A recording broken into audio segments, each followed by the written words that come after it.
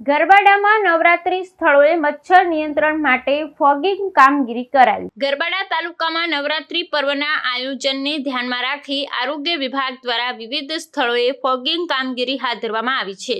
તાલુકા આરોગ્ય અધિકારી ડોક્ટર અવિનાશ ડામોરની સૂચના મુજબ જ્યાં જ્યાં નવરાત્રીના ગરબાનું આયોજન થયું છે તેવા વિસ્તારોમાં અને ખાસ કરી નવાતરિયા ખાતે મચ્છર નિયંત્રણ માટે આ કામગીરી કરવામાં આવી હતી।